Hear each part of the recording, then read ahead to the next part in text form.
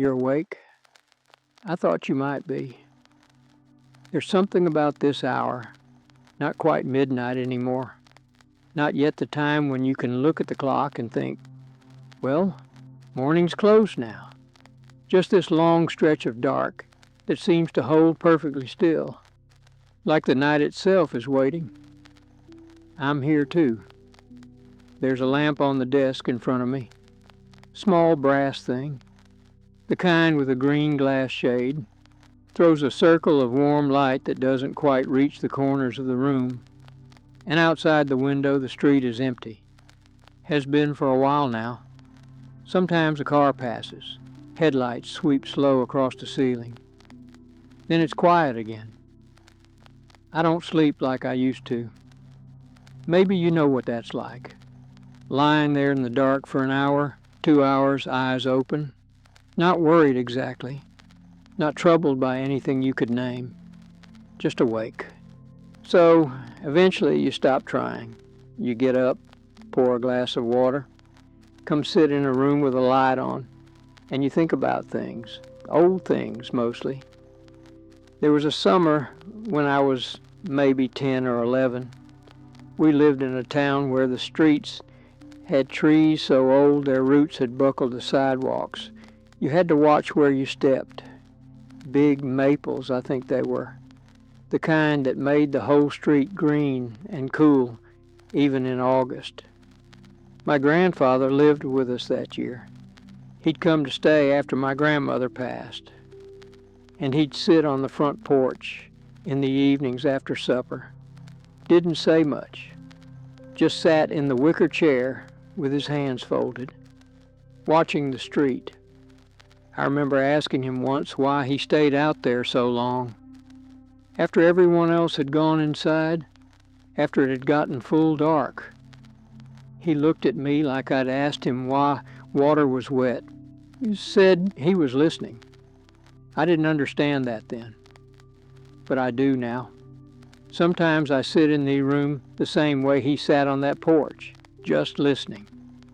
Not to anything in particular, not waiting for any specific sound, just the way the house breathes, the way the air moves through the rooms, the hum of the refrigerator 2 rooms over, the settling sounds old houses make, the distant sound of the highway so far off it's almost not there. It's company in a way. You learn to be comfortable with quiet. There was a woman I worked with for years. This was a long time ago now, 40 years, maybe more. Her name was Dorothy. She kept a photograph on her desk, black and white, edges worn soft from handling, her husband. He'd been gone 15 years by then. Heart attack, sudden. One of those things that rearranges a whole life in an afternoon. I asked her once, gently, if it was hard to look at every day. She said no, said it was harder not to.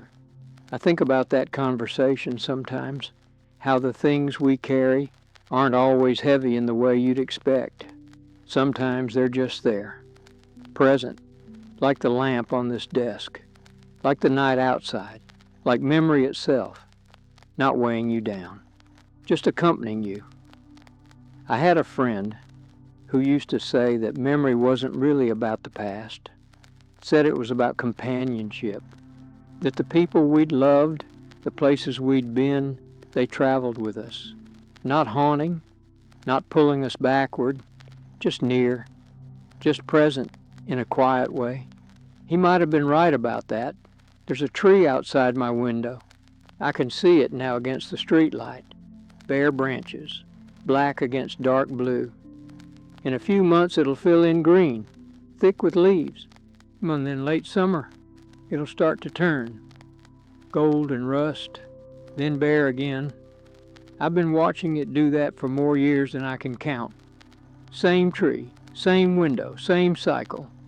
And every spring, when the first green shows up, I think the same thing. That it knows something I'm still learning. About patience, maybe. About trust. About how there's a time for things and you can't rush it, no matter how much you might want to. My wife used to garden. Spent hours out there in the backyard. I'd watch her from the kitchen window sometimes, kneeling in the dirt, moving slow and careful, planting bulbs in the fall, tending tomatoes in the summer, deadheading the roses.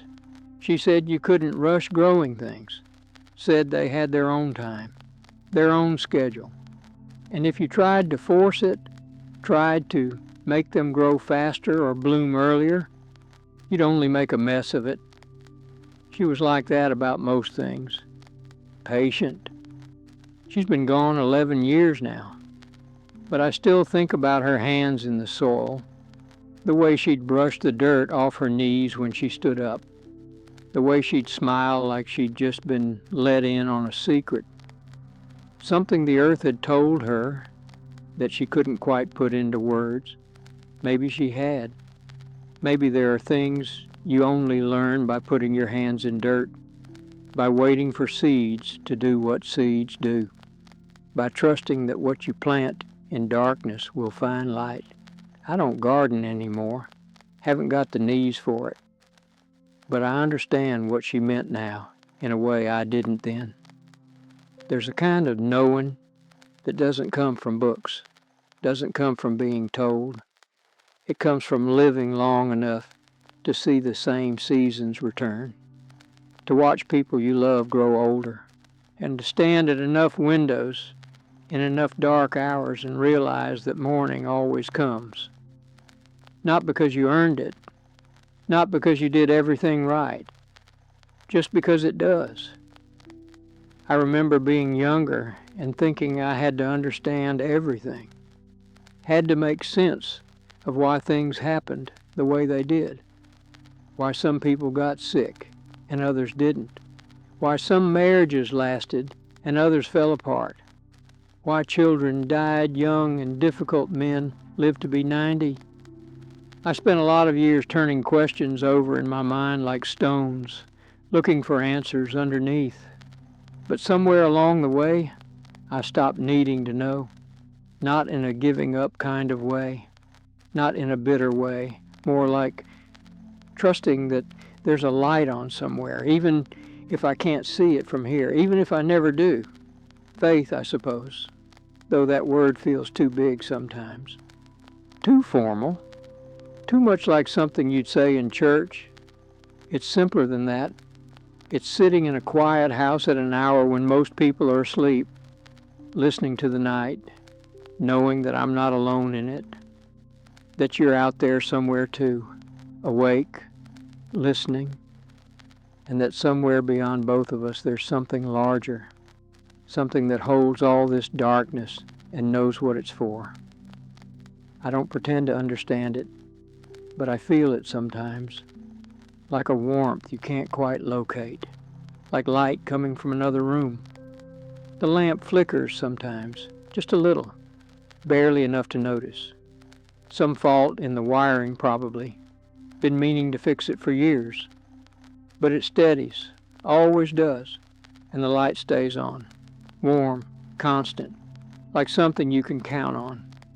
There was a man I knew once, worked with him for a few years. This was back in the 70s. He'd lost his son in Vietnam, 19 years old. Helicopter went down. They didn't get many details, just the notification, just the fact of it. And after that, he came to work every day, did his job, spoke when spoken to. But something had gone out of him. You could see it, like a light behind his eyes had been turned off. I didn't know what to say to him. Nobody did. So mostly we just let him be. Let him work. Let him sit alone at lunch if that's what he needed. But I remember one afternoon, late. Everyone else had gone home. I was finishing something up and I heard a sound from his office. Went to check. Found him sitting at his desk, just sitting there, staring at nothing. I asked if he was all right. He looked at me for a long moment. Then he said something I've never forgotten. Now he said, "I have to believe there's a reason, not one I'll ever know, but I have to believe it's there. That was all. He picked up his coat and left. I think about that sometimes, about how faith isn't always certainty, isn't always peace.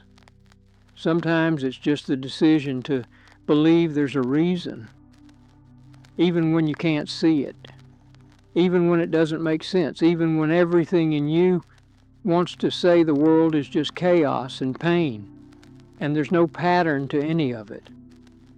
You choose to believe anyway, not because it makes things easier, but because without it, you couldn't get out of bed in the morning. I don't know what happened to that man. We lost touch after I changed jobs. But I hope he found some kind of peace, some way to carry what he was carrying. We all carry something. You do too, I imagine. Whatever brought you here tonight. Whatever keeps you awake. It's yours, and I won't pretend to know what it is. But I know it's real. I know it's heavy. And I know you're doing your best with it. That's enough. That's more than enough. There's a photograph on the shelf behind me. I can't see it from where I'm sitting, but I know it's there. My wife and I, taken at the coast. Must have been 30 years ago now. We'd rented a little cabin for a week. Nothing fancy. Just a place to be away, to walk on the beach, to sit and watch the water. I remember one evening we walked out to where the rocks started, the tide was going out, and we found a tide pool, clear water. Little universe of its own, anemones, tiny crabs, seaweed moving in the current. We must have stood there for 20 minutes, just watching. She said, "It doesn't know we're here." And she was right. And that little world went on being itself, completely unconcerned with us, with our watching, with our wonder. I think about that sometimes too, about how much goes on without us, how much life continues in places we'll never see, how the world is full of small, perfect things, doing exactly what they were made to do. It's comforting, in a way, takes the pressure off. My father used to say that worry was just pride in disguise, that it came from thinking you were more in control than you actually were. He'd say, "You think your worrying is holding the world together? You think if you stop, it all falls apart?" He had a point. Most of what I've worried about in my life never happened. And the things that did happen, the hard things, the losses, they came whether I worried or not. Worrying didn't prepare me, didn't soften the blow, just used up time I could have spent on something else. I'm slower to worry now, not because I'm braver, just because I'm tired, and because I've seen enough to know that morning comes, that seasons turn, that what feels impossible to carry today might feel lighter tomorrow, not gone, but bearable. That's all we need, really, just bearable. There's a sound I love this time of night, the way a distant train sounds, so far off you almost can't hear it. Just a low hum, a vibration in the air.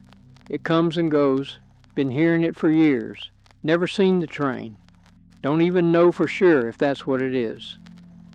But I've decided that's what it is, a train moving through the dark, carrying people and cargo to places I'll never go. I like thinking about that, about all those other lives, all those other people, all those other late night thoughts happening in all those other quiet rooms. You're one of them. And that connects us somehow, not in any way that matters to the world. Nobody's keeping track. Nobody's making note. But in some small way, we're here together, awake in the same night, listening to the same silence. And maybe that's what we're supposed to do with loneliness. Not fix it, not fight it, just acknowledge it. Let it be what it is, and trust that we're not the only ones feeling it. My wife used to say that loneliness was just a reminder that we were made for connection. That feeling lonely meant you were still human, still capable of love, still hoping for companionship. She said the day you stop feeling lonely is the day you should worry. I think she was right about that too. There was a winter years ago when we had an ice storm. Knocked the power out for 3 days. We had a fireplace, kept us warm, and we had candles, lots of them. The house looked like a church, all those little flames, shadows moving on the walls, and it was quiet. No television, no radio, no hum of appliances, just the sound of the fire, the sound of our voices, the sound of wind against the windows. I remember thinking, this is what it used to be like before electricity, before all the noise. Just people, just fire, just night. And it wasn't scary. It was peaceful. We played cards. We talked. We went to bed early and got up late. And when the power came back on, I was almost disappointed. I thought about that a lot since she died. About how those 3 days felt full even though we weren't doing anything. Even though we were cut off from everything. Maybe because we were cut off from everything. Maybe we need less than we think we do. Maybe what we really need is just this. A warm room. A light. A sense that we're not alone. I can't give you much. Just my voice. Just this hour. Just the knowledge that I'm here. That I'll be here tomorrow night too if you need this again. That's all I have, but it's yours. The lamp hums softly. There's a moth somewhere in the room. I can hear it bumping against the ceiling. Drawn to something, searching. Can't help itself, I know the feeling. We're all drawn to something. Light, maybe. Or the memory of light. Or the promise that light will come again. There was a priest I knew once, long time ago. I wasn't much for church, but I liked him. He had a way of talking that didn't make you feel small, didn't make you feel judged, just made you feel seen. He told me once that darkness wasn't the opposite of light. He said darkness was just the absence of light, that it had no power of its own, that the smallest candle could push it back. I didn't understand what he meant at first. Seemed like a word game. But I get it now. Darkness is just what's there when light isn't. It's not fighting against us. It's not evil. It's just waiting. Waiting for dawn. Waiting for a match to be struck. Waiting for something to push it back. And it always gets pushed back. Always. That's what I try to remember on nights like this. When the dark feels heavy, when the house feels too big, when the silence feels too loud, that I don't have to fight it. I just have to wait and keep this small light on. There was a dog we had years ago, golden retriever, sweetest thing. Used to follow my wife everywhere. When she'd garden, he'd lie in the grass nearby, just watching her. When she'd read, he'd curl up at her feet. He loved her completely, the way dogs do. After she died, he'd still go to her chair every evening.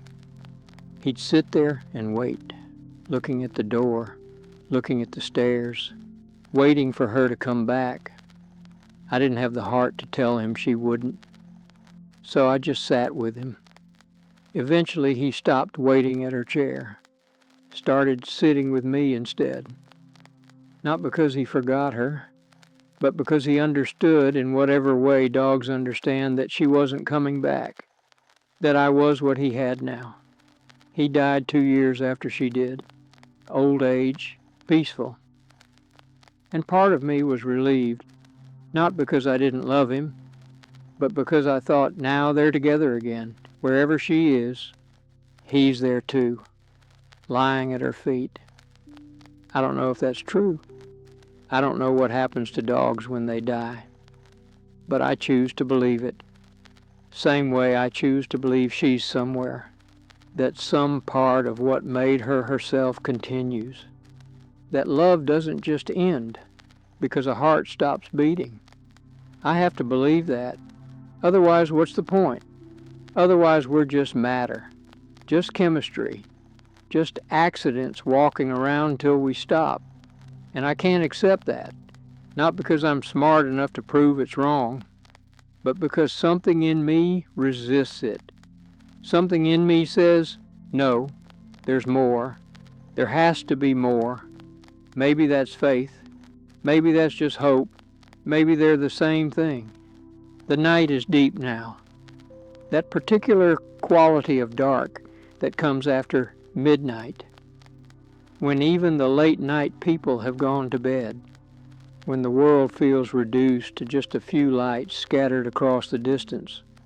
I can see one from here, across the street, 3 houses down, someone else awake.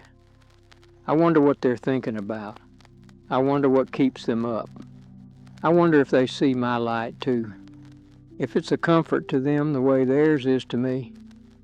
Probably we'll never know. Probably we'll never meet. But we're companions anyway. Fellow travelers through the same dark night. There's something I want to tell you. Something I've been thinking about for a while now. It's not advice. I'm not in a position to give advice. But it's something I've noticed. When you're young, you think life is about the big moments, the weddings, the births, the promotions, the achievements, the milestones, and those things matter. They do. But as you get older, you realize that life is actually made of small moments. The cup of coffee in the morning, the way light comes through a window, the sound of rain, a conversation with a friend, a walk around the block, the smell of dinner cooking, those tiny things, those nothing things. They're what life actually is. Everything else is just punctuation. My wife and I had 43 years together, and if you asked me to list the most important days, I could probably come up with 10 or 12. Wedding day, birth of our daughter, moving into this house, a few others. But if you ask me what I miss most, it's not those days. It's Tuesday afternoons. It's Saturday mornings. It's the sound of her humming in the kitchen. It's the way she'd read the paper. It's the routine of it all. That's what I miss. The ordinary, the unremarkable, the small, the repeated moments that you don't even notice while they're happening. I wish I'd paid more attention. Not in a regretful way.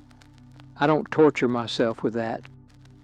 But I wish I'd known to notice, to say to myself, this is it, this ordinary moment. This is what you'll want back someday. But maybe you can't know that when you're in it. Maybe you only see it from this side, from the quiet side, from the looking back side. Maybe that's all right. Maybe it's enough to know it now. Somewhere in the house, the furnace kicks on. I can hear the air start to move through the vents. Soft, rushing sound. Then it fades into the background. Everything becomes background eventually, even grief, not gone. But part of the landscape, part of what you move through every day without thinking about it.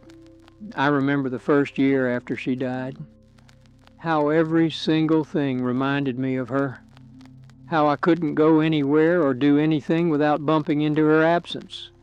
The grocery store, the bank, the gas station.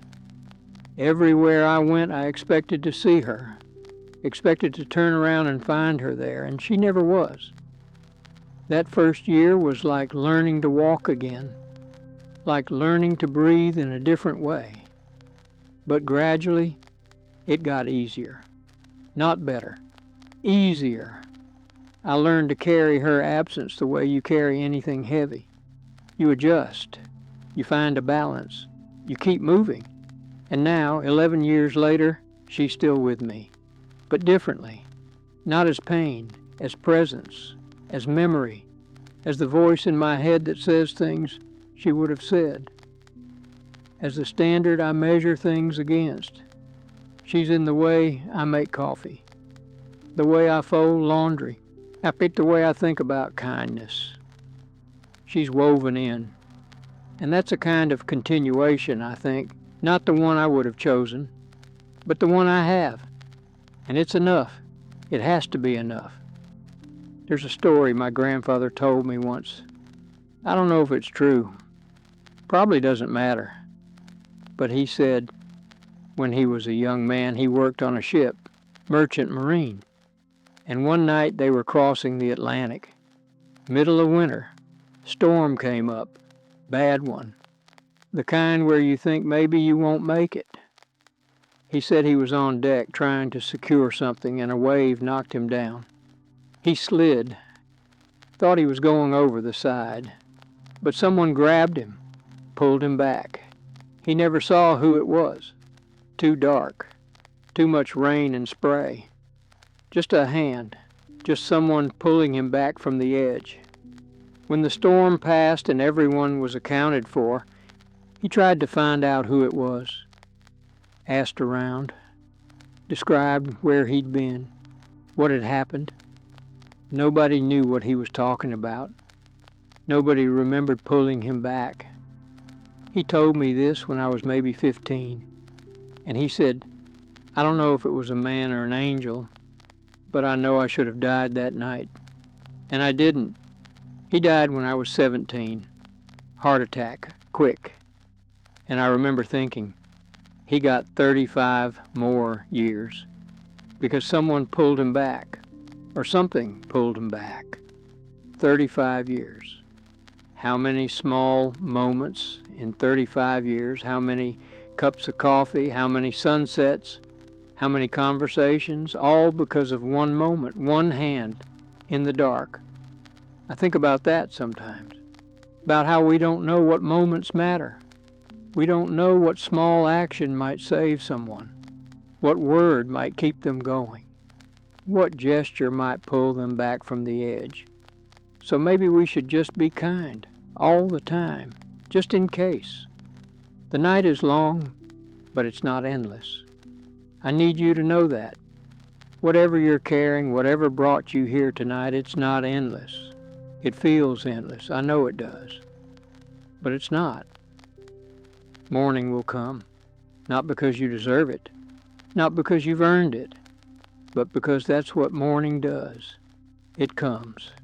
And when it does, you'll still be here. Still carrying what you're carrying. But the light will be different. The air will be different. And maybe, just maybe, you'll find it a little easier to breathe. That's all we're doing, really. Just breathing. Just getting from one moment to the next. Just trusting that there's a pattern we can't see. A reason we don't understand. A light we're moving toward even when it feels like we're standing still. I believe that. I have to believe that. And I hope you can too. The air has changed a little. Not colder exactly, just heavier. The way it gets when night has fully settled in, and there's no question anymore about what time it is. Deep night. The kind that feels like it might last forever even though you know it won't. I'm still here, still sitting with this lamp on, still listening to the house. The sounds have changed too. Quieter now. Even the distant highway seems farther away, like the world has drawn back, given us some space. I was thinking about that memory I mentioned earlier, my grandfather on the ship, that hand in the dark. It stayed with me all these years, not because it's dramatic, but because of what it says about how we move through the world, how we're saved sometimes by things we never see clearly, by people we never properly thank, by moments we don't recognize as important until years later. There was a teacher I had. 8th grade, Mrs. Patterson. I wasn't a good student, not bad exactly, just uninterested. Going through the motions. She taught English, and one day she kept me after class. I thought I was in trouble, but she just handed me a book, said, "I think you might like this." That was all. No lecture, no explanation, just a book. I read it that week. Then I read it again. Then I went to the library and found others like it, and something opened up in me. Some door I didn't know was there. I never told her what that meant. Never went back and said, "You changed something in me that day." She probably doesn't even remember it. Probably handed books to dozens of kids over the years. Small gestures, forgotten by morning. But I remember, and I think about how many moments like that we've all had. Moments where someone gave us something we needed without knowing it, without fanfare, just a quiet offering that changed the direction of things. We don't always know what we're giving. We don't always know what we're receiving, but it happens anyway. The lamp flickers, steadies. I should really get that looked at. But there's something comforting about it now. The way it threatens to go out, but never does. Like it's reminding me that things hold on, things persist, even when they flicker. I had an uncle who lived to be 94, sharp until the very end, and someone asked him once what the secret was to living that long, staying healthy. He said, "I don't have a secret. I just kept waking up." Everyone laughed, thought he was being funny. But I don't think he was. I think he meant it exactly as he said it. He kept waking up, kept getting out of bed, kept doing the next thing. Not because he had some grand plan, not because he'd figured out the meaning of life. Just because that's what you do. You wake up, you keep going, that's all.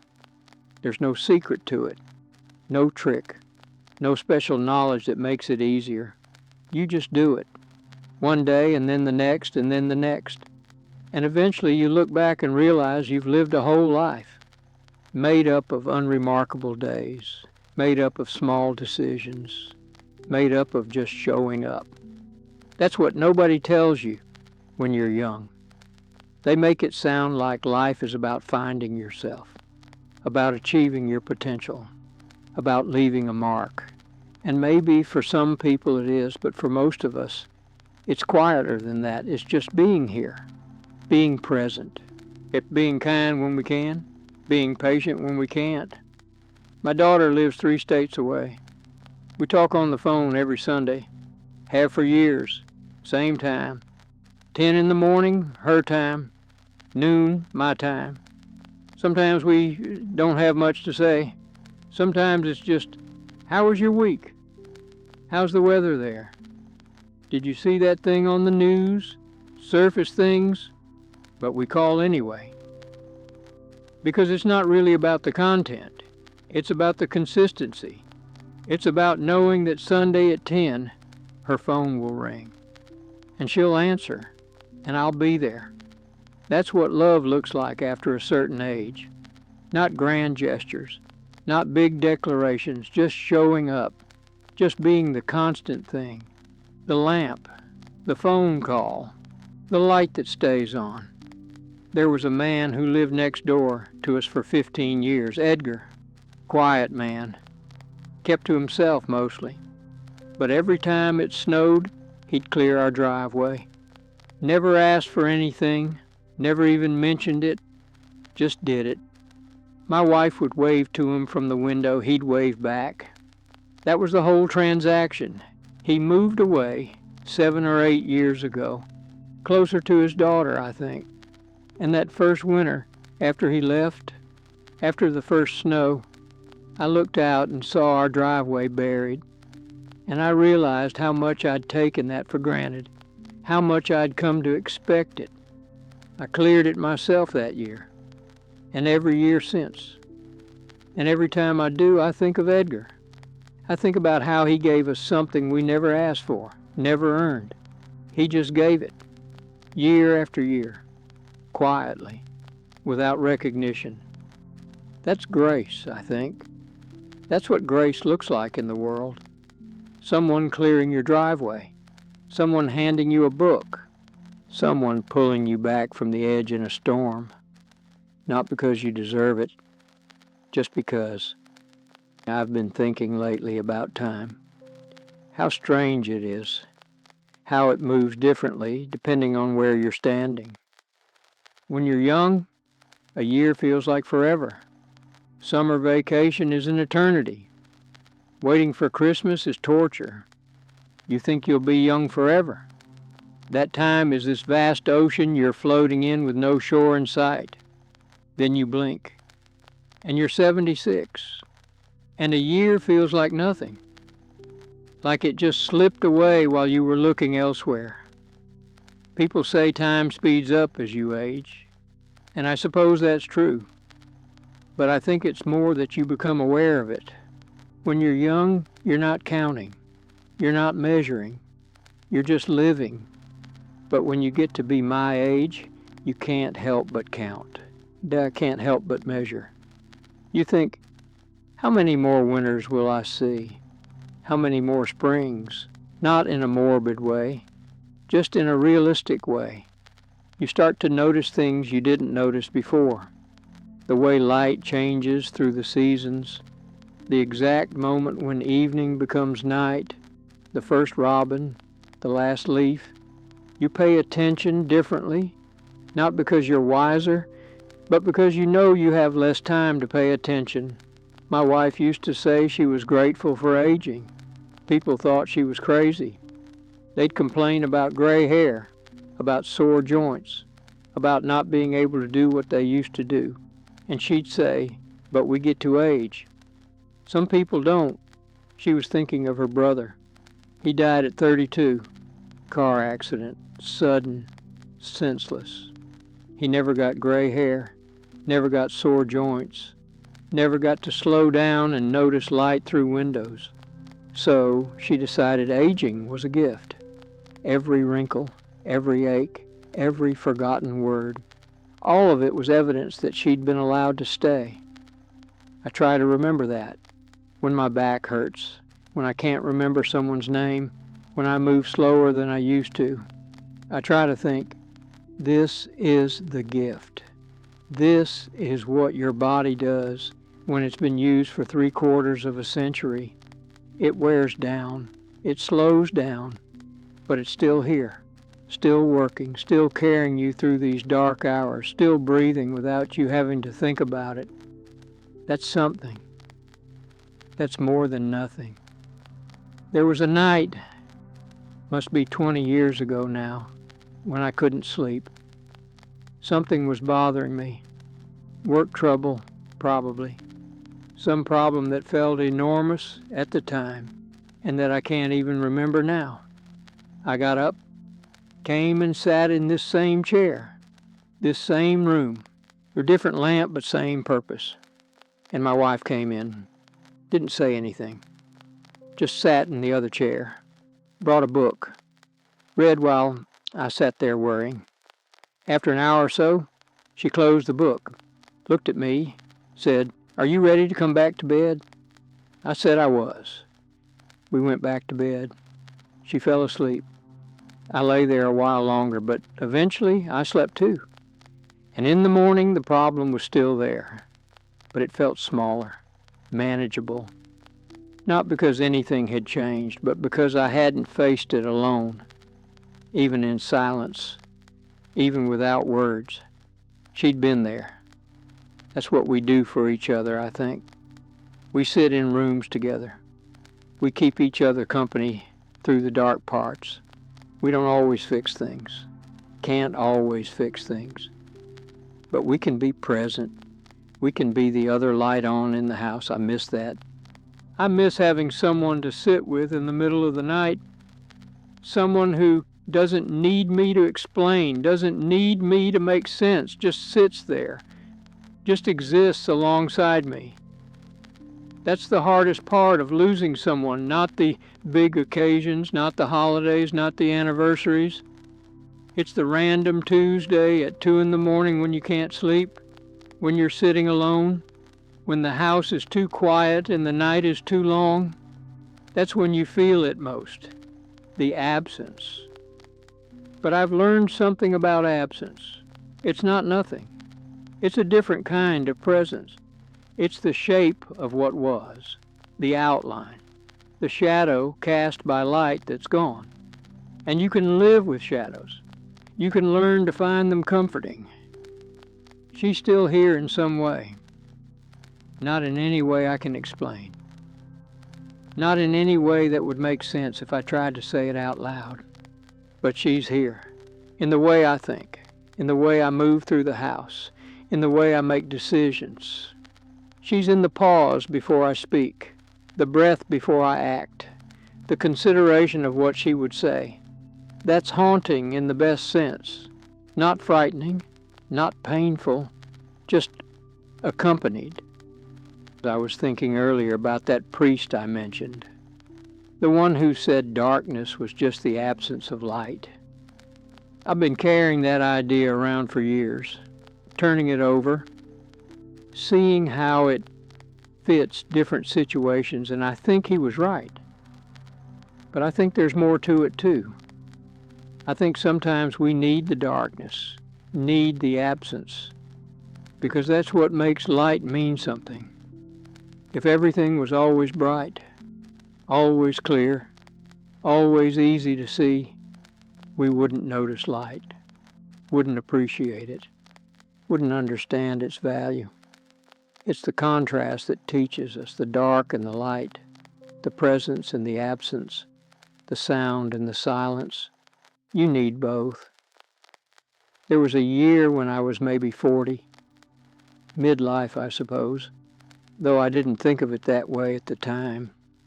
And I was restless, dissatisfied, couldn't have told you why. Just felt like I was missing something, like there was supposed to be more to life than what I was experiencing. I didn't talk about it much. Men of my generation didn't. You just worked through things, kept moving. But my wife noticed. She always noticed. And one evening she said, "You're looking for something that isn't missing." I didn't understand. She said, "You think there's some other life you're supposed to be living? Some other version of yourself you're supposed to find? But this is it. Oh, this is the life. This is the version. And it's good." It made me angry at the time. Felt like she was telling me to settle, to stop wanting more, to accept less than I deserved. But that's not what she was saying. She was saying, look around, see what's actually here, see what you actually have. It's enough. It's always been enough. You're the one who decided it wasn't. Took me years to understand that, years to stop looking ahead, stop looking elsewhere, stop imagining some other life where things were different and better and more meaningful. This life is the meaningful one. This room, this night, this breath, this moment, nothing else exists, nothing else ever existed, just this. And it's enough. It's always been enough. My grandfather used to say that contentment wasn't about having what you want. It was about wanting what you have. Sounds simple. Sounds like something you'd see on a greeting card. But it's true. Most of what I spent my life wanting, I either got and it didn't satisfy, or I didn't get and I learned to live without. Either way, the wanting was the problem. Not the having or not having, the wanting, that constant reaching, that constant feeling that something was missing, that constant belief that happiness was just around the corner, just out of reach, just beyond the next achievement or purchase or experience. It wasn't. It was here the whole time. In the ordinary moments, in the quiet evenings, in the simple fact of being alive and having people to love and work to do and food to eat. That was it. That was the whole thing. and I missed so much of it because I was looking for something bigger. I don't want you to make that mistake. I don't want you to spend your nights awake thinking about what you don't have, what you didn't do, what you should have been. You're here. That's enough. You made it this far. Through everything that's happened to you, everything you've lost, everything you've endured, you're still here, still breathing, still capable of feeling and thinking and hoping. That's not nothing. That's everything. There's a bird that sings outside my window sometimes, right before dawn. I don't know what kind. Never been good with birds. But it has this clear, simple song. 3 notes, over and over. In the summer, I hear it at 4:30, 5 o'clock. In winter, not until 7. But it always sings, every single morning. And I think about that bird sometimes, how it doesn't know me, doesn't sing for me, doesn't care if I'm listening or not. It just sings because that's what it does. That's its part in the larger pattern. 3 notes every morning for its whole life, and that's enough. It doesn't need to sing more, doesn't need to sing differently, doesn't need to be anything other than what it is. It just sings its song, and that's its contribution. That's its purpose, that simple thing. Maybe we're not so different. Maybe we don't need to do great things, change the world, leave a lasting legacy. Maybe we just need to sing our 3 notes, whatever those are. For me, it's this, sitting here, keeping this light on, talking into the darkness, hoping someone hears. That's my 3 notes, and it's enough. The clock on the wall says it's almost 3. I can hear it ticking. Can't usually hear it, but this time of night, when everything else is silent, it's there. Steady, persistent, just marking time the way clocks do. I used to hate that sound. Felt like it was counting down, measuring out my life in seconds, reminding me that time was passing and I couldn't stop it. But I've made peace with it now. It's not counting down, it's just counting, just marking the moment, just saying here, now, here, now, here, now. Not threatening, just factual. Time passes, moments accumulate, days become weeks, become years, become a life. And you can fight that or you can accept it. I've chosen to accept it, not because I'm resigned, not because I've given up, but because fighting it was exhausting, and it didn't change anything. Time kept passing, whether I fought it or not. So now I just listen to the clock, let it tick, let it mark the moments. And I try to be present in those moments, try to notice what's actually here instead of worrying about what's coming or regretting what's gone. It's harder than it sounds. Your mind doesn't want to stay present. It wants to wander, wants to pick at old wounds, wants to rehearse future conversations, wants to be anywhere but here. But here's all we have. This moment, this breath, this soft light, this quiet room. Everything else is just imagination. Past is memory. Future is speculation. This is the only thing that's real. My wife understood that better than I did. She could sit and just be. Didn't need distraction. Didn't need entertainment. Could sit with her tea and watch birds at the feeder and be completely content. I'd get restless. Want to do something, fix something, accomplish something. She'd say, just sit. Just be here. Drove me crazy at the time. Now I'd give anything to sit with her again. To just be. To have nothing to do and nowhere to go and no pressure to accomplish anything.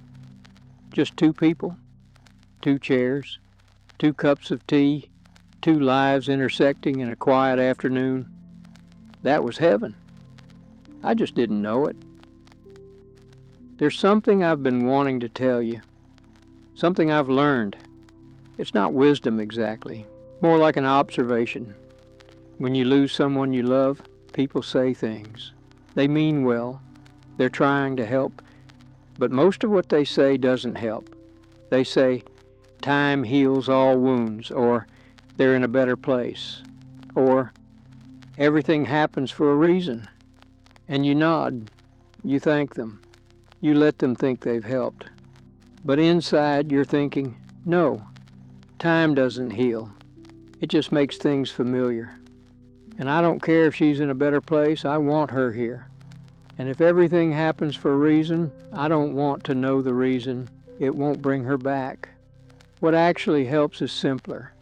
It's someone sitting with you, not talking, not offering platitudes, just sitting. It's someone bringing food, not asking what you need, just bringing it. It's someone mowing your lawn, shoveling your driveway, doing the small things you can't do because you're barely holding yourself together. That's what helps. Presence without pressure, action without expectation, just being there.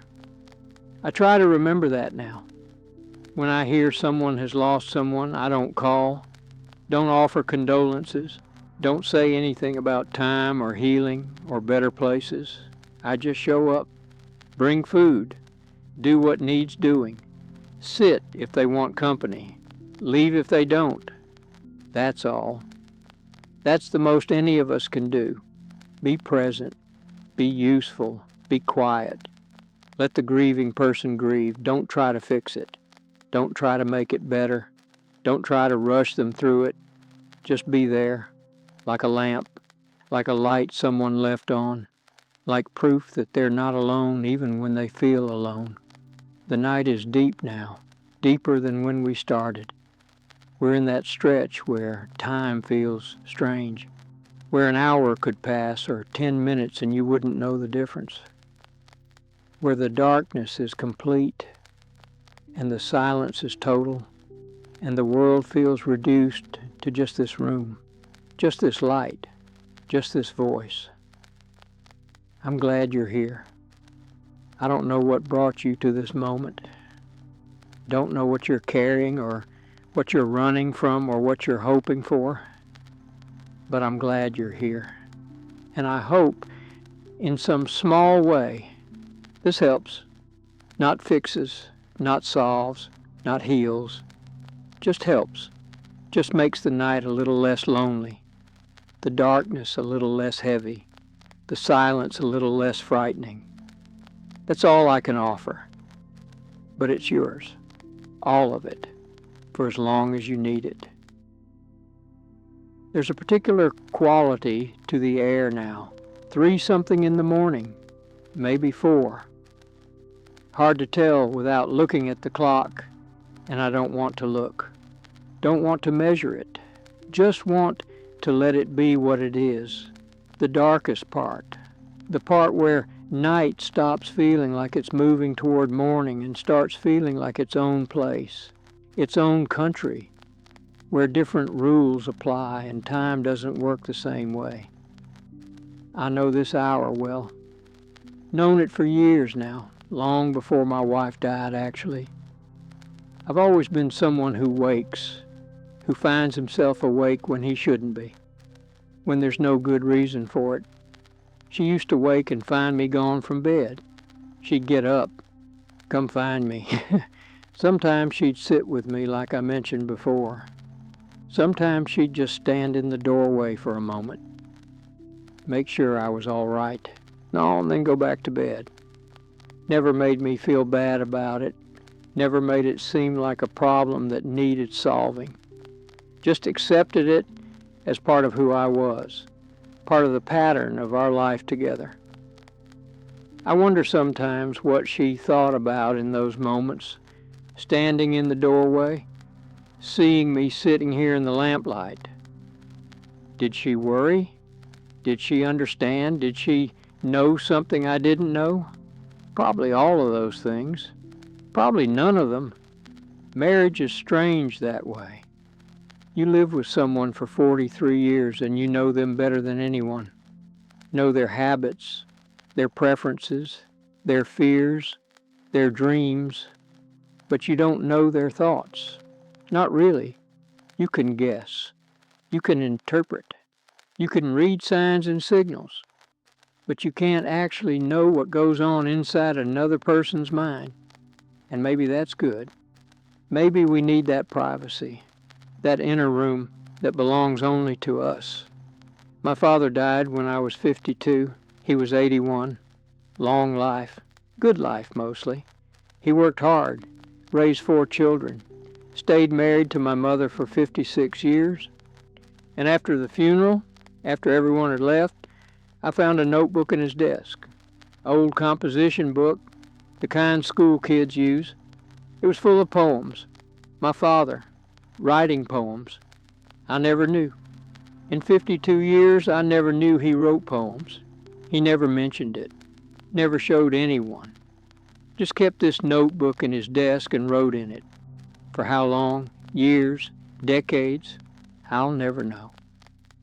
They weren't good poems, not the kind you'd publish, not the kind you'd frame and hang on walls, just simple things, observations, feelings, thoughts written down in lines, but they were his private inner life. The part of him nobody else got to see. And I felt honored to find them, but also sad. Sad that he felt he had to keep them hidden. Sad that he never felt he could share that part of himself, or maybe he didn't want to share it. Maybe that notebook was his alone, and sharing it would have ruined it somehow, made it smaller, made it less his. I don't know. I kept the notebook, still have it.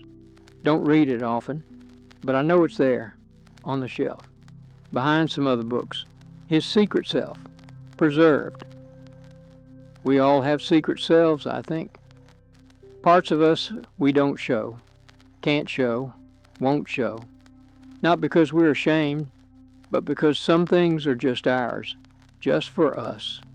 Just the private conversation we have with ourselves in the deep night hours when nobody else is listening. This might be that for you. This late night radio program, this voice in the dark, this quiet hour, your private thing, your secret companion, the part of your life nobody else knows about, and that's all right. You don't have to explain it, don't have to justify it, don't have to tell anyone. It can just be yours. So I've been thinking about that story I told you earlier, about the man who lost his son in Vietnam, how he said he had to believe there was a reason even if he'd never know it. I think about that a lot, about belief, about faith, about what we choose to hold on to when everything else has been taken away. I'm not a theologian, never studied religion formally, never went to seminary or read all the important books, just went to church sometimes, listened to sermons, tried to make sense of things the best I could. But I've noticed something over the years. Of course, the people with the deepest faith aren't usually the ones who can explain it, aren't the ones with all the answers, aren't the ones who figured everything out. They're the ones who've been through the fire, who've lost everything, who've had every reason to stop believing. And somehow, some way, they kept believing anyway. Not because it made sense, because it didn't make sense not to. There was a woman at our church. This was years ago, before my wife died. This woman's husband had left her. Just walked out one day after 27 years of marriage. Left her with 2 kids, still in high school, and a mortgage she couldn't afford. Everyone expected her to be bitter, to be angry, to stop coming to church, to stop believing in anything good. But she didn't. She showed up every Sunday, sat in the same pew, sang the same hymns. And when people asked her how she was doing, she'd say, "I'm held." That was her word, held. Not happy, not fine, not okay. Held, like invisible hands were keeping her from falling, like something larger than her circumstances was supporting her, carrying her, not fixing anything, not making it better. just holding her while she figured out how to stand again. I think about her sometimes when the night feels too heavy, when the loneliness feels like it might crush me, when I wonder what the point is of sitting here alone in the dark, and I think, I'm held. By what? By whom? I couldn't tell you exactly, but held nonetheless, supported, sustained, carried through. Not because I've earned it, not because I deserve it, but because that's what grace does. That's what love does. It holds you even when you can't hold yourself. My wife used to say that faith wasn't about believing in spite of evidence. It was about trusting in spite of circumstances. Big difference. Evidence is external. Facts, proof, things you can measure and verify. Circumstances are temporary, changeable, subject to forces beyond your control. But trust is internal. It's a choice you make, a decision to believe that there's something solid beneath you, even when you can't see it, even when everything visible is shifting and unreliable. She had that kind of faith, the deep kind, the tested kind, the kind that doesn't waver when things get hard because it was built in hardness to begin with. I'm still learning it, still fumbling toward it, still trying to trust instead of understand, still trying to let go instead of control. It's not easy, especially at my age. You'd think by 76 I'd have it figured out, but I don't. I'm still learning, still struggling, still sitting in dark rooms wondering why things are the way they are. But I'm here, still breathing, still putting one foot in front of the other. And maybe that's faith enough. Maybe faith isn't about having all the answers. Maybe it's just about showing up, about not quitting, about keeping the lamp lit even when you can't see what good it does. I keep meaning to talk about fixing it, but then I don't. Because honestly, I've grown fond of that flicker, that moment of uncertainty before it steadies again. It reminds me that things can falter and still continue, can weaken and still endure, can struggle and still shine. We're not so different, the lamp and I, both getting old, both a little unreliable, both still doing what we were made to do even if we don't do it as smoothly as we once did. There was a time I would have been embarrassed by that, by the slowing down, the forgetting, the needing more time to do simple things. I would have seen it as failure, as weakness, as something to hide or compensate for. But I don't feel that way anymore. This is just what happens. This is what bodies do when they've been used for 3/4 of a century. They wear down. They accumulate damage. They work around injuries and adapt to limitations. And they keep going. That's the miracle, really. Not that we age, but that we keep functioning despite aging. That our hearts keep beating. That our lungs keep breathing. That our minds keep thinking even as they slow. The body wants to live, tries to live, fights to live even when it would be easier to stop. There's something beautiful in that. Something stubborn and hopeful and defiant. My knee hurts most mornings. Has for about 5 years now. Doctor says it's arthritis. Nothing to be done really except manage it. So I take some ibuprofen. I move slow for the first hour. I let it warm up. And by afternoon, I barely notice it. That's adaptation. That's resilience.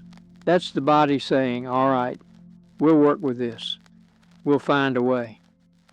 My wife had terrible arthritis in her hands toward the end. Could barely open jars. Could barely button her shirts. It frustrated her terribly. She'd been so capable, so independent, and suddenly she needed help with basic things. I remember helping her button her cardigan one morning. She had tears in her eyes, not from pain, from frustration, from the indignity of needing help. I said, "I've got you. It's all right." And she said, "I don't want you to have to do this." I said, "I know, but I'm here anyway." And that was true. I was there, not because I had to be, not because it was my duty, but because she was my person, my life. And helping her button her cardigan was just part of loving her. Not the romantic part, not the part they put in movies, but the real part, the everyday part, the part that matters. She died 6 months after that. Cancer, quick, which was a mercy in some ways and a cruelty in others. We didn't have time to prepare, didn't have time to say everything we might have wanted to say, but maybe there's never enough time for that. Maybe you could have 100 years and you'd still feel like you left things unsaid. I did get to be with her at the end, hold her hand, tell her I loved her, tell her it was all right to let go. And she did. She let go, stopped fighting, stopped holding on, just released herself into whatever comes next. It was quiet, peaceful, as good as these things can be. But it changed everything. The house felt different after, still feels different. Like the air pressure changed, like something essential was removed and everything else shifted to fill the space, but never quite succeeded. People told me it would get easier, and in some ways it has. I don't cry every day anymore, don't wake up forgetting she's gone, don't reach for her in bed. But it hasn't gotten easier exactly, just different. The grief isn't as sharp, but it's deeper somehow, more woven into everything, part of the texture of daily life rather than something separate from it. No, I miss her most in small moments, making coffee. She always made the coffee. I never learned to make it the way she did. Mine is close, but not quite right. Or folding laundry. We used to fold laundry together. She'd hand me things from the dryer, and I'd fold them. We had a system, a rhythm. Now I do it alone, and it takes twice as long, and it's not as neat, or just sitting here at night, knowing she's not in the next room, not sleeping in our bed, not anywhere in this house or anywhere in this world. That's the hard part, the nowhere part, the complete absence. I believe she still exists somewhere, in some form, but not here, not where I can reach her or see her or talk to her. And that's a loneliness that doesn't have a cure. You just carry it, like a stone in your pocket, always there, always heavy, but familiar now. They're part of the weight you're used to carrying. There's something I want you to know, something important. Whatever you've lost, whatever's been taken from you, whatever emptiness you're sitting with right now in the dark, it's real, it's valid, it matters. Don't let anyone tell you to get over it. Don't let anyone rush you through it. Don't let anyone make you feel like you should be further along than you are. Grief has its own timeline. Loss has its own process. And nobody else gets to tell you what that should look like. My daughter worried about me after her mother died, kept calling, kept checking in, kept suggesting I see someone, talk to someone, join a group, and I appreciated it. I did. She was being loving, being concerned. But what I needed was time, space, permission to sit with it, to not fix it, to not rush through it, to just be sad and lost and confused for as long as that's what I was. Eventually I told her, I know you're worried, but I'm all right. This is what all right looks like right now, and that has to be okay. She understood, backed off, still calls every Sunday, but she stopped trying to fix me, because I'm not broken. I'm just sad, and sad isn't the same as broken. You can be sad and whole. You can be grieving and healthy. You can be lonely and okay. They're not contradictions. They're just states of being, temporary conditions, things you're moving through, even if it doesn't feel like you're moving at all. I'm 11 years out now, 11 years of sitting with this absence, and I'm still here, still functioning, still finding reasons to get up in the morning, not because I've moved on. I hate that phrase. Like love is something you leave behind when someone dies. I haven't moved on. I've just learned to live with, to live alongside, to carry her absence the way you carry anything precious, carefully, with intention, with honor. She's part of me now in a way she wasn't before. Before she was separate, her own person, outside of me. Now she's internal, woven in, inseparable. And that's a kind of continuation. Not the one I would have chosen, but the one I have. The lamp hums. The night continues. Somewhere far off I hear a train. Or maybe it's just the sound of blood in my ears. Hard to tell at this hour. Hard to tell what's external and what's internal. Maybe it doesn't matter. Maybe it's all the same thing. Maybe the boundary between inside and outside is thinner than we think. My grandfather used to say that the veil was thin at night, between this world and the next, between what we can see and what we can't. I didn't believe him then. Sounded like superstition, like old world thinking. But I wonder about it now, in these deep hours, when the darkness is complete and the silence is total. I wonder if maybe he was right. If maybe there's less distance between things than we think. If maybe the people we've lost aren't as far away as they seem. I don't know. Can't know. Won't know until it's my turn to cross over. But I like thinking about it. Like imagining that she's close. That she can hear me when I talk to her. That she knows I still love her. Still miss her. Still carry her with me. Whether it's true doesn't really matter. It comforts me. And comfort is in short supply at this hour. So, I'll take it where I can find it. You know what surprises me most about getting old? It's not the physical stuff. Not the aches and pains. Not the slowing down. Not even the forgetting. It's the gratitude. I'm more grateful now than I've ever been. For small things. Ordinary things. Things I used to take for granted. A warm house. Clean water. Enough food. A body that mostly works. Eyes that can still see. Ears that can still hear. These seemed like givens when I was younger. Like rights. Like things I deserved just by existing. But now I see them as gifts. As blessings. As things that could be taken away at any moment and that I'm lucky to have while I have them. Every morning I wake up and I think, another day. I got another day. And that's enough. That's more than enough. I don't need the day to be special. Don't need anything extraordinary to happen. Just the day itself, the chance to be here, to see the light, to feel the air, to continue. That's the gift.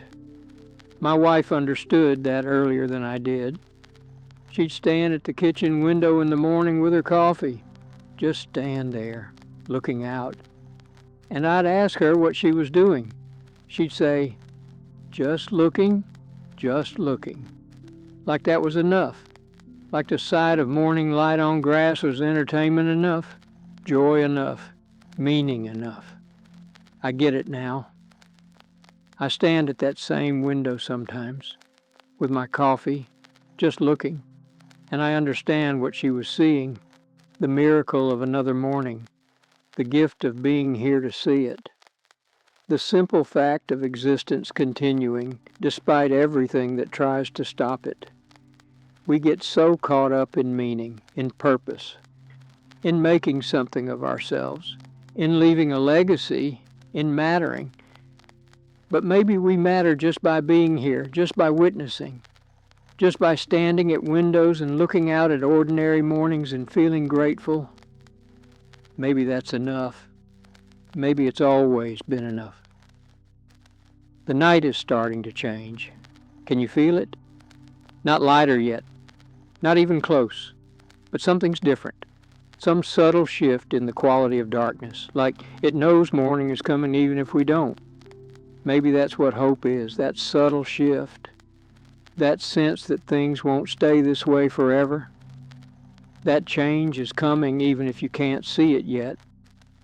I've learned to trust that, to trust the pattern, to trust that darkness doesn't last, that morning comes, that seasons turn, that what feels impossible today might feel bearable tomorrow. Not because I'm optimistic by nature, I'm not. I'm actually pretty pessimistic if I'm honest. I expect the worst. Prepare for disappointment. Guard against hope. But underneath that, deeper than that, there's this stubborn belief that things continue, that life persists, that the lamp stays lit. I don't know where that comes from. Maybe it's faith. Maybe it's just stubbornness. Maybe it's the accumulated evidence of 76 years of watching darkness give way to light over and over again. Whatever it is, I'm grateful for it. Because without it, I don't know how I'd get through nights like this. Nights when the loneliness is heavy and the silence is loud and the absence of everyone I've lost feels like a physical weight. But I do get through. And so do you. And so does everyone else who's awake right now, is sitting in their own dark rooms, with their own lamps, with their own private griefs and fears and longings. We get through. Not because we're strong, not because we're brave, but because we don't have a choice. The night keeps going, and we keep going with it. And eventually, without us even noticing exactly when, the darkness starts to thin. And that's enough. That's always been enough. We're in that place now. That hour where night doesn't feel like night anymore. Not quite morning either. Just this in-between place, this threshold, where you've been awake so long that tired doesn't even mean anything anymore. You're just present. Just here. Just existing in the space between dark and dawn. I know this place well. Sometimes I think I know it better than any other. Better than bright afternoon. Better than evening twilight. This is my country now. This deep quiet. This suspended time. The lamp is still burning. Hasn't gone out. Hasn't failed. Just kept doing what lamps do. Giving light. Making a small circle of warmth in the larger darkness. Faithful in its way. That's a word I've been thinking about. Faithful. What it means, what it looks like in the actual living of a life, it's not exciting. That's the thing nobody tells you. Faithfulness is repetitive, mundane. It's doing the same small thing day after day after day. Not because it's rewarding, not because anyone notices, but because it's what you do. The lamp doesn't decide each night whether to turn on. It just does. Because that's what it was made for. Maybe we're like that too. Made for certain things, and faithfulness is just doing those things. Over and over. Whether we feel like it or not. Whether anyone's watching or not. Whether it seems to matter or not. My wife was faithful in the deepest sense. Not just to our marriage, though she was that too, but to herself, to her values, to the small daily practices that made up her life. She read every night before bed, every single night, for 43 years, sometimes just a few pages, sometimes a whole chapter, but always something, rain or shine, sick or well, happy or sad. She read. I asked her once why it mattered so much, why she didn't just skip it when she was tired. She said, because this is who I am, a person who reads before bed. And if I stop being that person. I didn't understand it then. Seemed rigid, seemed like making a prison out of a habit. But I understand it now. She wasn't being rigid. She was being faithful to the person she'd decided to be, to the life she'd decided to live. And that faithfulness, that consistency, that steady showing up day after day, that's what gave her life shape, meaning, structure. Without it, what are we? Just a collection of random impulses and reactions, just whatever we feel like in any given moment. But with it, we're someone. We have an identity, a through line, a story that makes sense. I've tried to be more faithful since she died, to small things, to routines, to this lamp burning every night, to Sunday phone calls with my daughter, to the bird that sings outside my window. Not because I'm naturally disciplined, I'm not, but because I need the structure, need the repetition, need to know that some things continue no matter what. The world can take everything else, but it can't take my faithfulness to small things. That's mine. That's the part I control. There's a memory that's been coming back to me tonight. Don't know why. Haven't thought about it in years. I was maybe 7 or 8, and we had a dog, Mutt, nothing special. But I loved that dog the way kids love dogs, completely, uncritically. One summer evening, the dog got hit by a car, not killed, but hurt bad. My father picked him up, carried him to the car, drove to the vet. I sat in the back seat with the dog's head in my lap. He was whimpering, shaking, scared. And I remember thinking, this is what love costs. This right here, this pain, this fear, this helplessness. Because I loved that dog. And because I loved him, his suffering was my suffering. His fear was my fear. I couldn't separate myself from it. Didn't want to separate myself from it. The dog survived. Broken leg took months to heal. But he was fine. But I never forgot that ride to the vet. That understanding that love and pain were connected. That you couldn't have one without risking the other. My father never said that to me. Never explained it. But somehow I knew it. Somehow I understood that this was the deal. You love something and it becomes part of you. And when it hurts, you hurt. When it's in danger, you're in danger. You can't have the connection without the vulnerability. I think about that now, about everyone I've loved, everyone I've lost, my wife, my parents, friends, that dog from childhood. Was it worth it? The love? Knowing what it would cost? Knowing the pain that would come? Yes. Without question, yes. I'd rather have loved and lost than never loved at all. I know that's a cliche. I know it's been said so many times it's lost its meaning. But it's true. It's the truest thing I know. The years I had with my wife, even knowing how they'd end, even knowing the grief that was waiting, I wouldn't trade them. Not for safety, not for protection from pain, not for anything, because they made me who I am, because they showed me what life could be, because they gave me something to carry forward, something that continues even after she's gone. Love doesn't end when someone dies. That's the secret. That's the thing nobody can really explain to you until you've lived it. Love continues, changes form, changes expression, but continues. She's been dead 11 years and I still love her, still talk to her sometimes, still make decisions based on what she would think, what she would want, what she would say. That's not holding on, that's not refusing to let go, that's just continuation, natural, inevitable. You don't stop loving someone just because they're not here. The love is yours now. It lives in you, goes where you go, shapes how you see the world, and that's a kind of immortality, I suppose.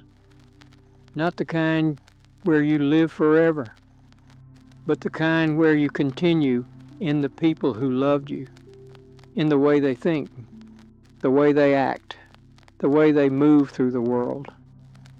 My wife continues in me, in my daughter, in the garden that still grows in our backyard even though nobody tends it the way she did, in the people whose lives she touched, in the small kindnesses she practiced that others learned from and carried forward. She's still here, scattered, diffused, but here. You know what I've learned? Real peace doesn't come from understanding, doesn't come from having answers, doesn't come from figuring it all out. It comes from accepting that you won't figure it all out, that some questions don't have answers, that some mysteries stay mysterious. And that's all right. I spent so many years trying to understand, trying to make sense of things, trying to find the pattern, the reason, the explanation. Why do good people suffer? Why do children die? Why does love end? Why is life so hard? And I never found satisfying answers. Never found the explanation that made it all make sense. Never found the pattern that revealed the purpose. But at some point, I stopped needing to find it. Stopped needing to know. Stopped needing to understand. I just accepted. This is how it is. This is what life is. Beautiful and terrible. Joyful and painful. Full of love and full of loss. Both. Always both. And maybe that's the answer right there. Maybe the answer is that there's no simple answer. That life is complex and contradictory and paradoxical. That you can be happy and sad at the same time. Grateful and grieving. Content and longing. All of it at once. All of it together. All of it true. My wife used to quote something. I don't remember where she got it. But she'd say, hold it lightly. Whatever you're carrying, whatever you're worried about, whatever you're trying to control, hold it lightly. Not because it doesn't matter, but because gripping too tight hurts your hand. Makes you rigid, makes you tired. Hold it lightly. Care deeply, but hold lightly. Love fully, but hold lightly. Hope earnestly, but hold lightly. Let things be what they are. Let them come and go. Let them change. Let them surprise you. Don't clench. Don't grasp. Don't try to freeze them in place. Just hold them gently, carefully, with open hands. That's wisdom, I think. Real wisdom. Not the kind you learn from books. The kind you learn from living, from loving, from losing, from continuing anyway. There's something happening. Can you feel it? As the darkness is changing. Not lifting yet, not brightening, but thinning somehow, becoming less opaque, less solid. Morning is coming, not here yet, but coming. You can feel it the way you can feel weather changing. Some shift in pressure, some subtle difference in the quality of air. I love this moment, this threshold, this promise. When night is still night, but you can feel that it won't be for much longer. It's the most hopeful moment, the most trusting moment, when you have to believe that light is coming even though you can't see it yet. Faith, again. Always faith. That quiet decision to trust the pattern, to trust that what's happened before will happen again. That morning follows night the way spring follows winter, the way breath follows breath. It's never failed. Not once in all my years. Not once in all of human history. Dark becomes light. Night becomes day. Winter becomes spring. It just does. Without our help. Without our understanding. Without our deserving it. It just comes. Like grace. Like gift.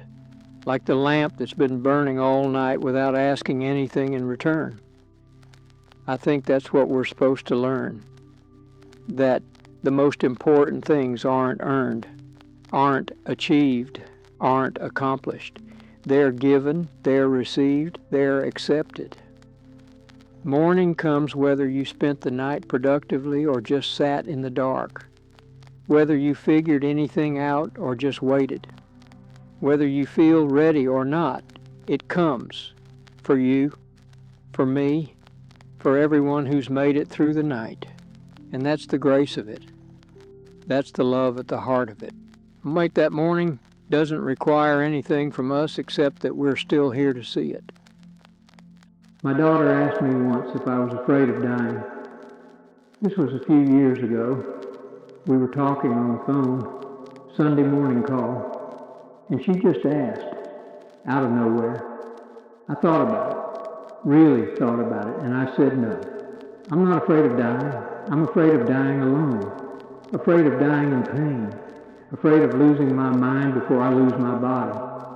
But death itself, the actual end of this particular life, no, I'm not afraid of that, because I've lived, really lived, not perfectly, not extraordinarily, but fully as I knew how. I've loved people, been loved by people. I've seen seasons change. I've watched children grow. I've stood at windows and witnessed mornings. I've sat in dark rooms and made it through nights. I've done what humans do. I've had my time, my turn. And when it's over, whenever that is, I'll be ready. Not eager, but ready. Because there's a natural end to things, a right time. And fighting that, denying that, fearing that, it doesn't change it. It just makes the time you have feel smaller, feel darker, feel less than what it is. I want to meet death the way my wife did, quietly, peacefully, with acceptance, with the sense that it's all right, that it's time, that what comes next, whatever that is just the next part of the journey. I don't know what comes next. Nobody does, really. We have beliefs, hopes, traditions, stories we tell ourselves, but we don't know, can't know, won't know until we get there. And I'm all right with that. I've made peace with not knowing, with the mystery of it, with the uncertainty, because I've learned that certainty isn't what we need. What we need is trust. Trust that whatever happens, we'll be held, we'll be carried, we'll be received by something larger than ourselves. Call it God, call it the universe, call it love, call it whatever makes sense to you. But there's something that holds us, something that's been holding us all along, through every dark night, through every loss, through every moment we thought we couldn't survive. It held us. We're still here, still breathing, still making it through. And it'll hold us at the end too. When breathing stops, when the lamp finally goes out, when we step across that last threshold into whatever comes next, we'll be held. I believe that. I have to believe that. It's what makes this bearable. It's what makes this beautiful, even. This temporary, fragile, precious life. I want to tell you something before we finish. Something important. Something I need you to hear. You're going to be all right. Whatever you're facing, whatever you're carrying, whatever kept you awake tonight, you're going to be all right. Not because the problem will go away, not because the pain will stop, not because everything will suddenly make sense, but because you'll continue. You'll adapt. You'll find a way to carry what you're carrying, just like you found a way to carry everything else you've been given to carry. You're stronger than you think, more resilient than you know, more capable than you believe. And you're not alone, even when you feel alone, even when you're sitting in a dark room at an impossible hour thinking nobody understands. You're not alone. I'm here. Others are here. All of us awake. All of us sitting with our lamps on. All of us making it through the night the best we know how. We're companions, fellow travelers, connected by this shared experience of being human. of being vulnerable, of being awake when we wish we could sleep. And that matters. That connection, that shared struggle, that knowledge that somewhere out there, someone else is feeling what you're feeling, thinking what you're thinking, hoping what you're hoping. You matter. Your life matters. Your presence in this world matters. Not because of what you accomplish or achieve or create, but because you're here. Because you're part of this. Because your particular light, however dim it might feel right now, is part of the larger brightness. Don't give up. Don't quit. Don't let the darkness convince you that morning won't come. It will. It always does. Just hold on. Just keep breathing. Just keep the lamp lit. That's all you have to do. The rest will take care of itself. The darkness is definitely changing now. You can see it if you look carefully. The black isn't quite as black. The shadows aren't quite as deep.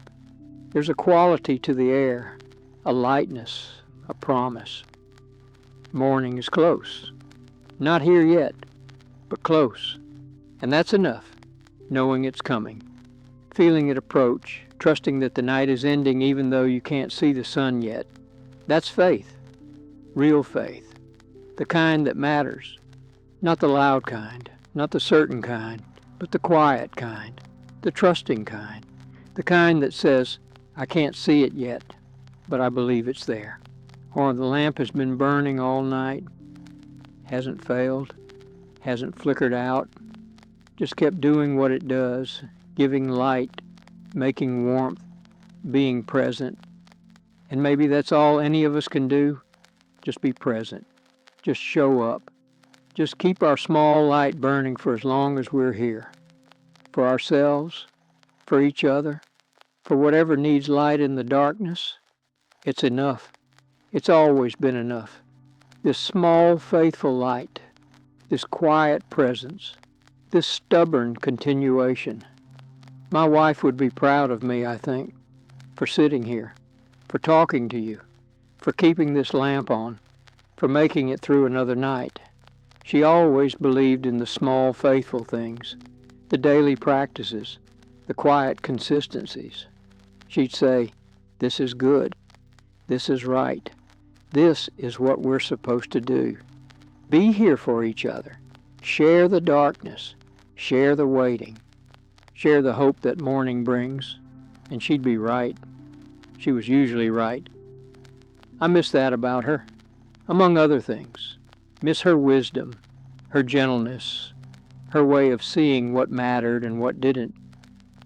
But she's here too, in a way, in this room, in this practice, in this choice to sit with the darkness and trust the light. She's here, you're here, I'm here, and that's a kind of communion, a kind of coming together, even across distance, even across death, even across all the things that seem to separate us. We're here, together, in this night that's ending, in this morning that's coming, in this moment that's all we ever really have. The lamp burns steady, the darkness beginning to thin. I'll be here tomorrow night. If you need this again, if the darkness comes again and sleep won't, if the loneliness rises and silence gets too loud, I'll be here. Same lamp, same room, same voice. Because this is what I do now. This is my small, faithful thing. This is my light in the darkness, not grand, not important, just steady, just present, just here. And maybe that's all we need from each other. Not solutions, not answers, not fixing, just presence, just the knowledge that someone else is awake too. Someone else is sitting with the darkness. Someone else is waiting for the light. The bird will sing soon. My bird. The one with 3 notes. It's almost time. And when it sings, I'll know that morning has come, that we made it through, that the night, as long as it was, is over, and we'll do it again tomorrow, and the day after, and the day after that, as many days as we're given. As many nights as we have to sit through, we'll do it together, with our lamps on, with our faith holding, with our hearts still beating, because that's what life is, this alternation, this rhythm, this dance between darkness and light. And we're part of it, essential to it, held by it. The darkness is gray now, that particular gray that comes right before dawn, when the world is colorless but no longer black, when shapes start to emerge, when windows become visible. Morning is here, almost here, the threshold crossed, the night survived. Another one, another gift, another chance, and I'm grateful for this night, for your company, for the lamp that stayed lit, for the darkness that taught us, for the light that's coming. I'm grateful for all of it, for everything, for the strange, difficult, beautiful, impossible life. The lamp still burning as the darkness fades. Thank you for being here, for listening, for staying awake with me, for trusting that morning would come. It did. It always does. Rest now, if you can. The light is here. The night is over. We made it through. And if you can't rest, that's all right too. Just sit with the morning. Just notice the light. Just let yourself be held by whatever's holding you. You're all right. You're here.